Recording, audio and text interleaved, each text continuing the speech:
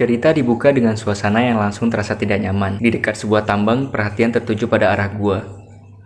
Di tengah tempat itu ada seorang wanita yang terlihat dalam kondisi yang sangat menyedihkan.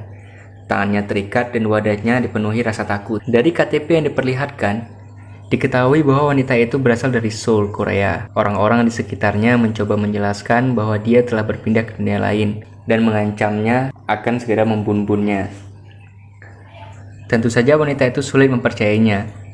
Siapapun yang tiba-tiba terbangun di tempat asing pasti akan menganggap semua ini tidak masuk akal. Semakin lama percakapan berlangsung, semakin jelas bahwa wanita itu berada dalam bahaya. Orang-orang yang menahannya tidak terlihat memiliki niat baik.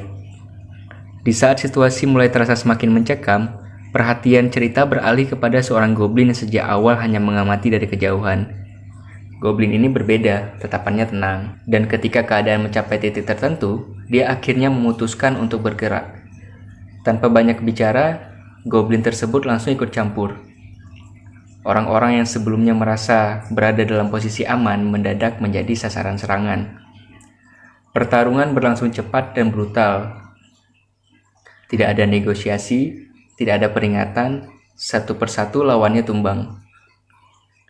Bagi wanita yang terikat itu, kejadian ini mungkin terasa seperti mimpi buruk yang tidak ada habisnya. Namun di saat yang sama, kemunculan goblin misterius itu juga menjadi satu-satunya alasan dirinya masih memiliki harapan untuk bertahan hidup. Setelah pertarungan itu selesai, dan goblin itu melihat wanita tersebut, wanita itu lalu meminta untuk dilepaskan ikatannya.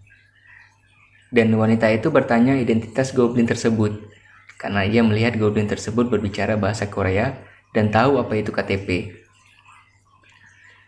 Si goblin menjawab dengan mengatakan bahwa mereka sudah dilempar ke isekai atau dunia lain. Lalu ia menyuruh wanita itu untuk melihat quest yang ada di layar pada kepalanya dan berangsur beranjak pergi dari tempat tersebut. Tapi wanita itu menahannya dan membuat goblin itu kesal dan ingin membunuhnya langsung.